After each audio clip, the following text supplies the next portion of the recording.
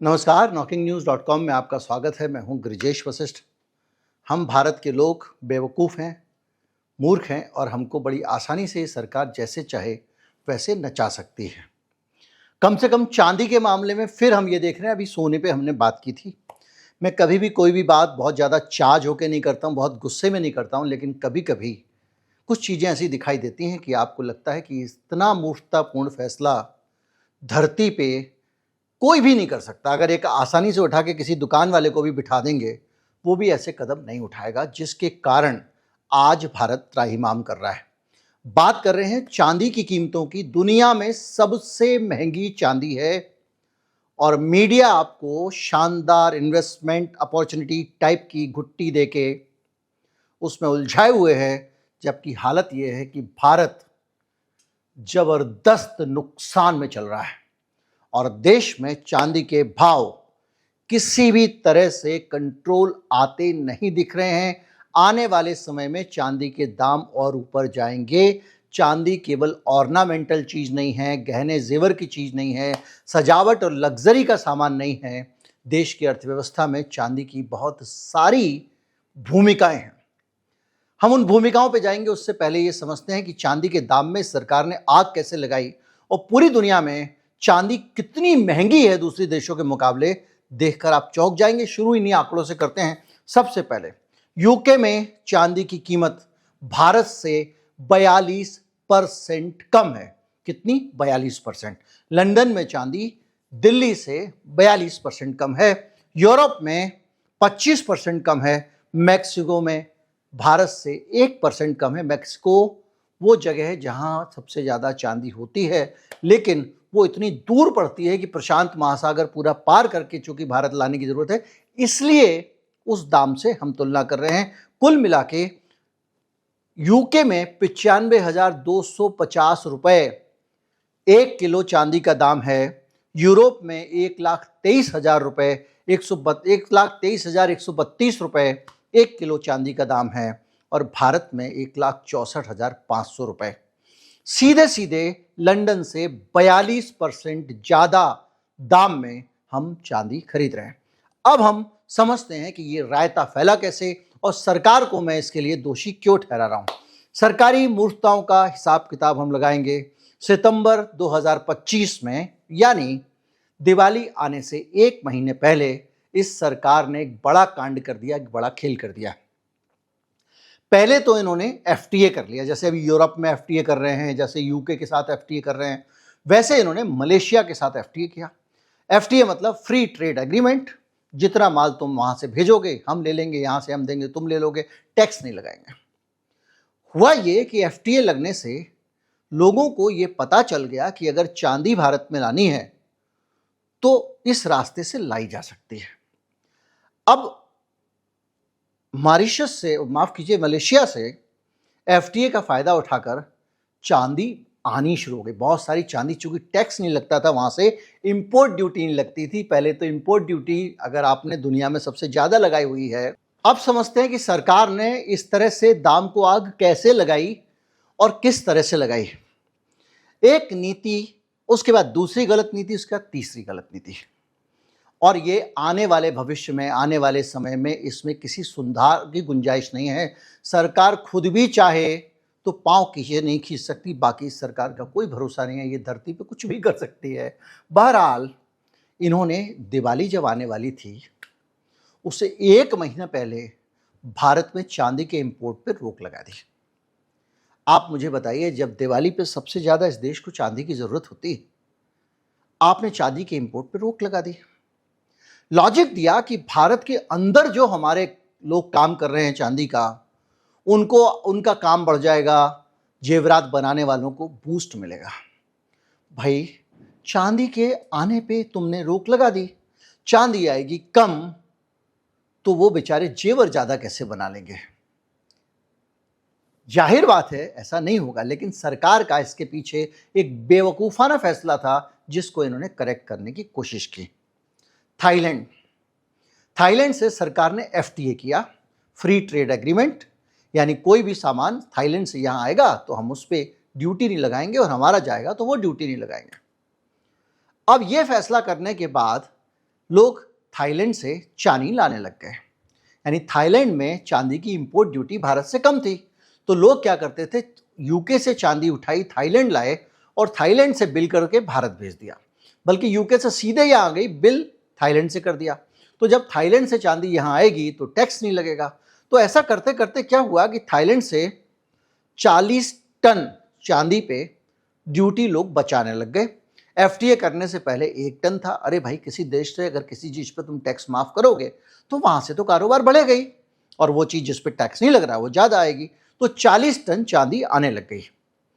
अब आप सोचिए, 40 टन चांदी आने लग गई तो सरकार को लगा अरे हम इंपोर्ट बंद कर देते चांदी का।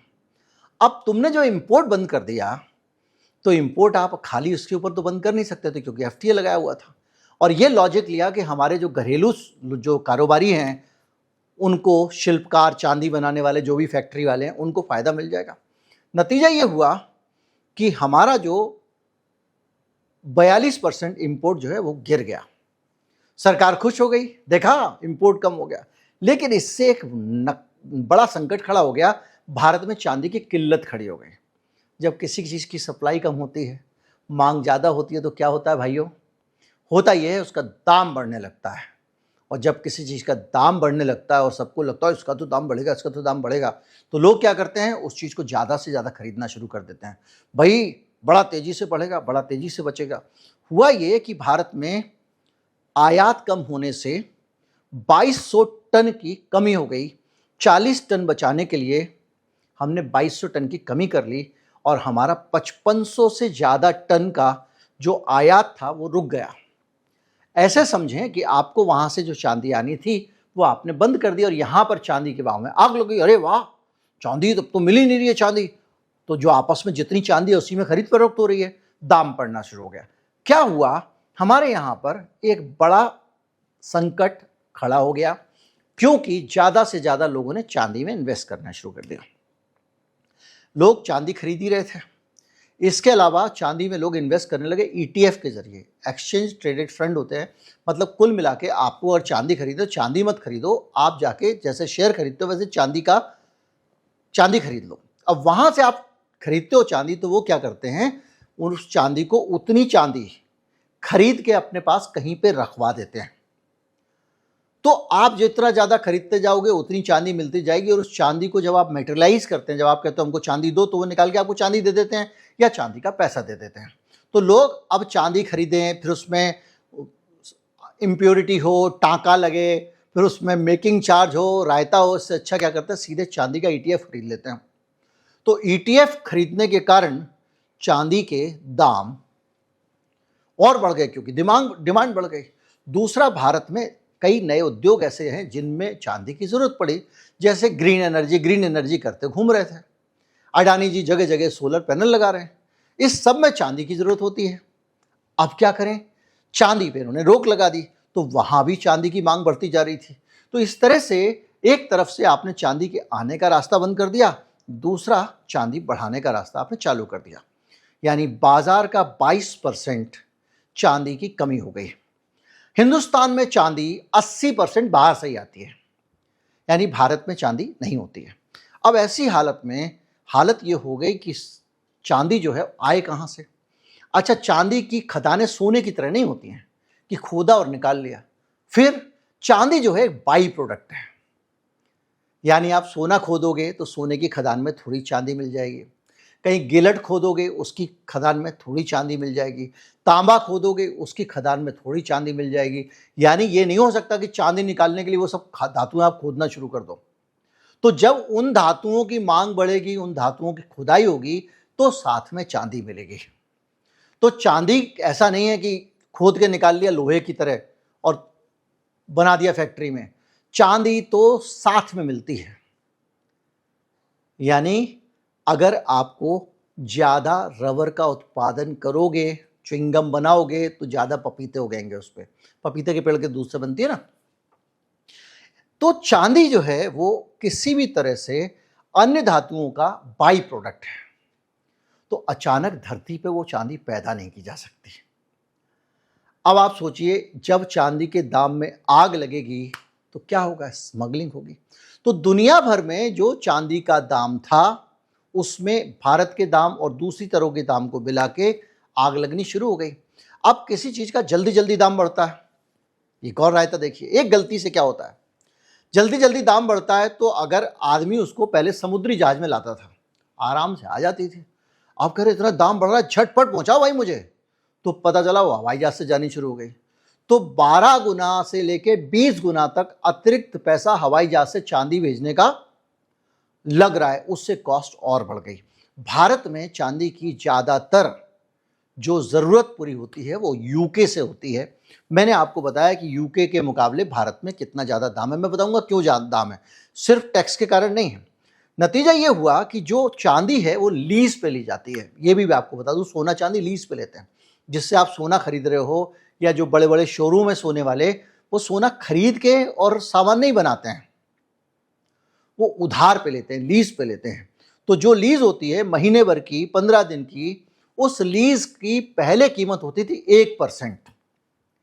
अगर आपने एक महीने के लिए चांदी या सोना उठाया, चांदी उठाई, चांदी की भी बात कर रहे हैं, तो आप 100 रुपये की जगह आप उसको 101 रुपये दोगे, एक महीने बाद वो आपको चांदी दे देता था, जो भी दाम होगा उस दिन का। अब जब दाम ज़्यादा बढ़ गई और यहाँ किल्लत हो गई, तो वो जो 1 रुपया था ना लीज रेट, लीज रेंट जो भी कहें आप, वो लीज की प्राइस 39% हो गई। जो 1% थी वो 39% हो गई। यानी जो हमारे देश में चांदी का सामान बनाने वाला आदमी है और बना के बेचने वाला आदमी है, अगर वो लीज पे चांदी उठाता है तो उसको 39% एक्स्ट्रा देना पड़ेगा, जो 1% होता था। यानी ये पूरी तरह से आग लग गई दाम को। तो जो लोग लीज पे चांदी लेके कारोबार करते थे, इन्वेस्ट नहीं करना पड़ता था, उन लोगों को और ऊपर से एक मुसीबत आ गई कि अब इतना पैसा इन्वेस्ट करके चांदी उठाओ, यानी वो चांदी की खरीदी बढ़ गई। जब और खरीदी बढ़ गई तो और आग लग गई। और हालत ये, मैंने आपको बताया कि लंदन में $3 का प्रीमियम हो गया है। और उसकी वजह क्या है? वजह यह है कि 15 से 20 मिलियन आउंस न्यूयॉर्क से लंदन हवाई जहाज से चांदी लाई जा रही है। क्यों लाई जा रही है? मैंने आपको बताया कि अब उसकी भी एक वजह है कि मैक्सिको, जहाँ पे चांदी का मैंने बताया कि सबसे ज़्यादा कारोबार होता है, वो अमेरिका की सीमा से ही लगता है। अभी आपने बीच में खबरें पढ़ी होंगी कि वहाँ से घुसपैठ हो रही है, ट्रंप ने उनको ये कह दिया वगैरह वगैरह। तो वो जो सोने को जिसको आना था समुद्री जहाज में, वो हवाई जहाज से आ रहा है। नतीजा ये हुआ कि चांदी का दाम इस तरह से बहुत ज़्यादा बढ़ गया।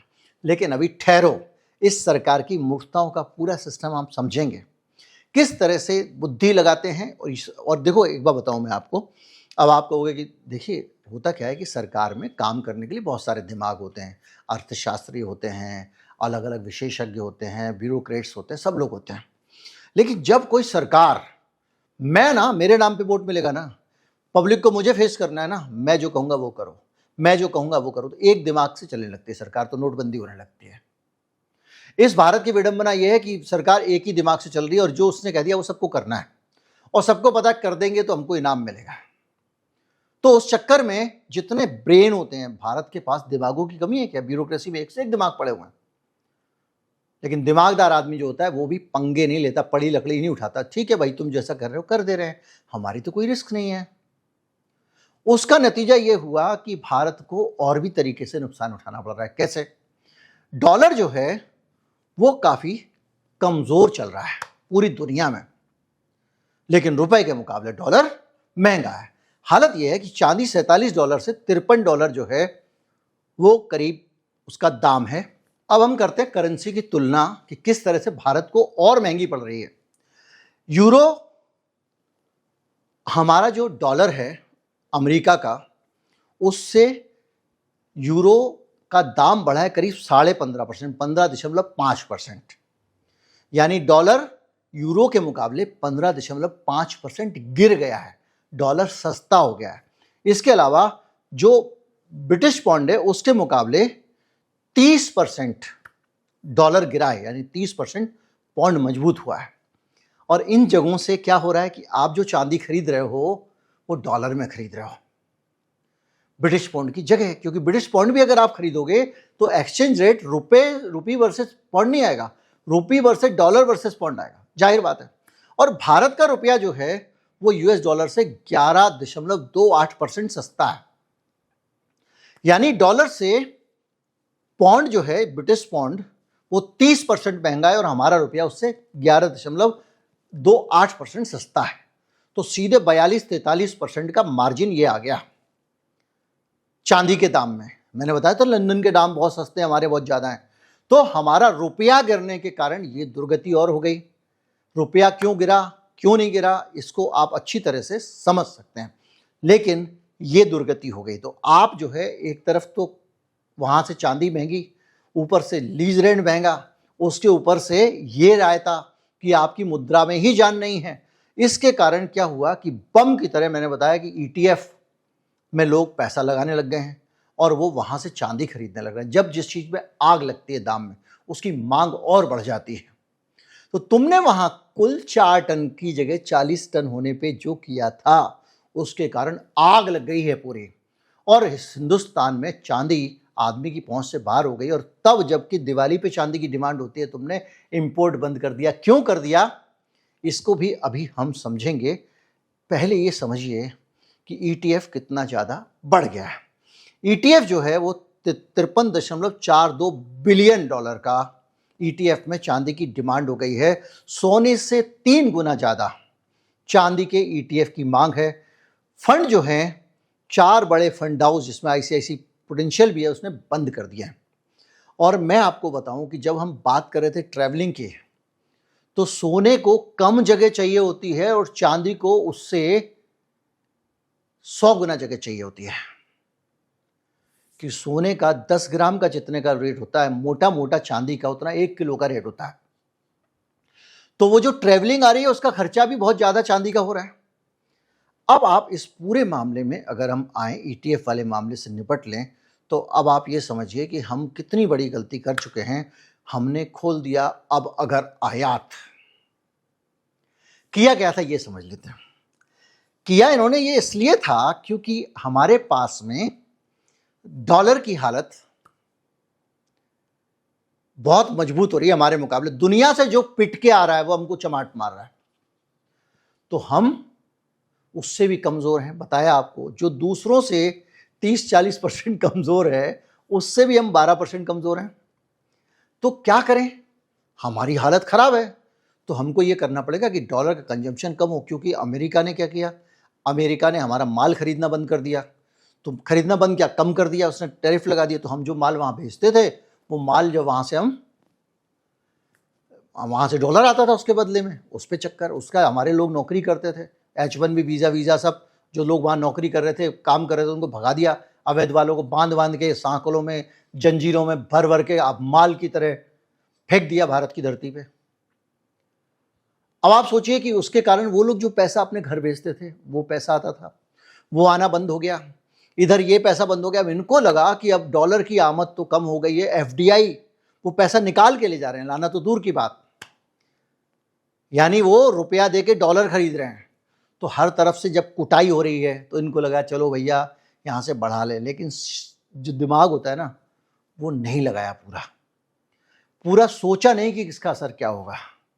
ये धीरे धीरे लगा सकते थे, ग्रेडेड लगा सकते थे, कुछ खास चीज़ों पे लगाते थे, कुछ पे कम लगाते थे, कुछ पे ज़्यादा लगा देते, तो झटका तो नहीं लगता। अब आग लगा दी है आपने और आग के बुझने का कोई चांस नहीं है, क्योंकि आने वाले समय में चांदी कहीं से टपक तो आएगी नहीं, क्योंकि वो तो बाई प्रोडक्ट है। और ये ऐसा भी नहीं है कि ईटीएफ बराबर चांदी बेचना शुरू कर दें, लोग मुनाफा वसूली शुरू कर दें। करेंगे लोग मुनाफा वसूली, लेकिन एक हद तक करेंगे। पहले पीक तक तो पहुंचने दो, तब लोग इसको बेचना शुरू करेंगे ना, अपना मुनाफा निकालने के लिए। संकट में फंस गया मामला। अब हालत यह है कि आयात अगर इन्होंने मान लीजिए चांदी का खोल दिया कि भैया बहुत बड़ा रायता हो गया है, अब तो खोल दो, तो ये और फंस जाएंगे। कैसे फंस जाएंगे? क्योंकि आयात खोलते ही ये जो ईटीएफ की डिमांड है, बहुत सारे जो भूखा प्यासा हिंदुस्तान बैठा हुआ है चांदी के लिए, जिसके काम धंधे रुके हुए हैं। आप सोचो ना, 20% कुल मिला के जिस देश के अंदर चांदी पैदा होती है, 80% इंपोर्ट करते हो आप, वो बंद करके आपने क्या कर दिया, उस जो 20% वाले के ऊपर पूरे 100% का लोड डाल दिया।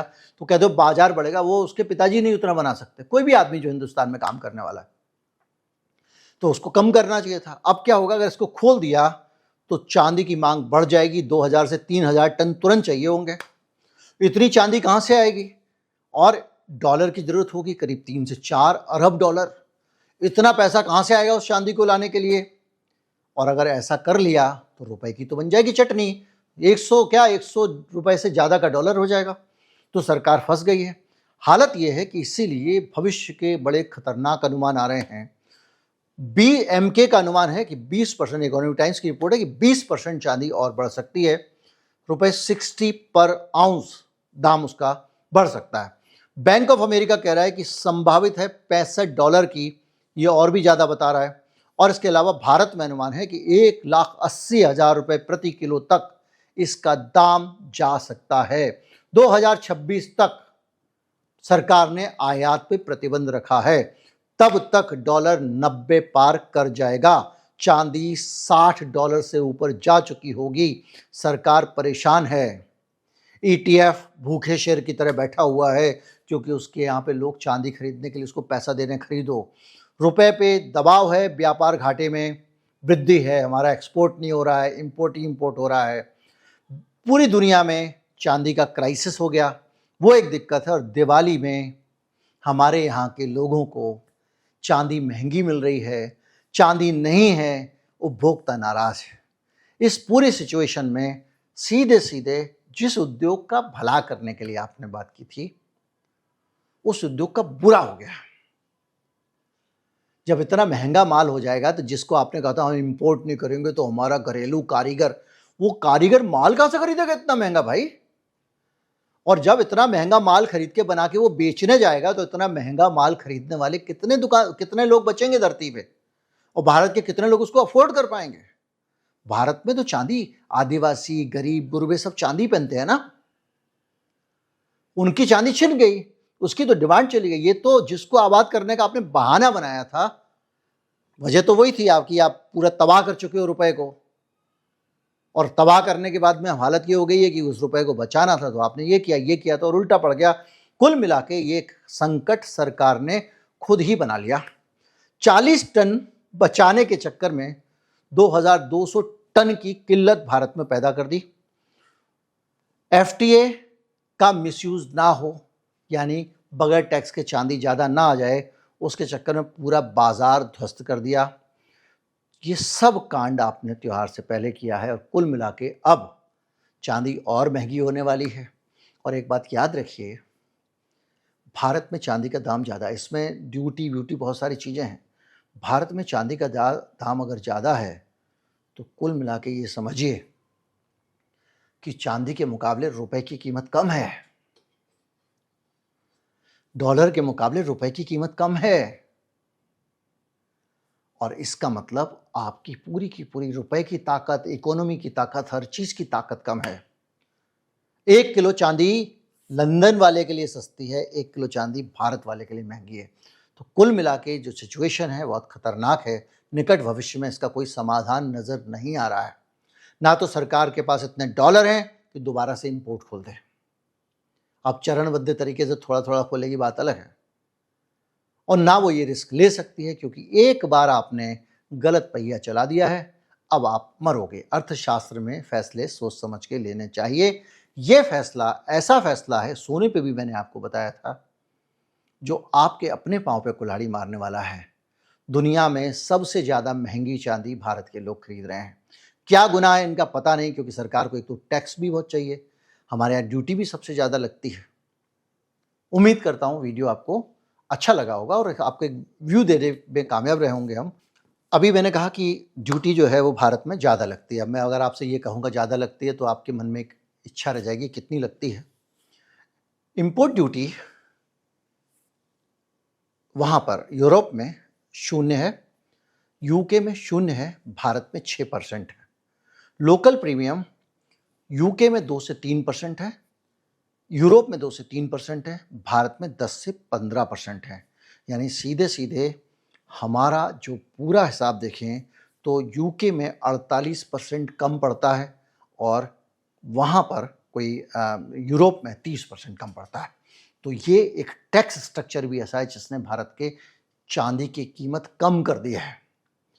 आज आप जो चांदी खरीद रहे हो वो अगर 48% दूसरे देश में सस्ती है तो भारत की 100 रुपए की चांदी की औकात अंतरराष्ट्रीय मंच पे 48 रुपए। उम्मीद करता हूं वीडियो आपको अच्छा लगा होगा। अच्छा लगा हो तो ज्यादा से ज्यादा लोगों तक पहुंचाएं, चैनल को सब्सक्राइब कर लें। नमस्कार, जय हिंद।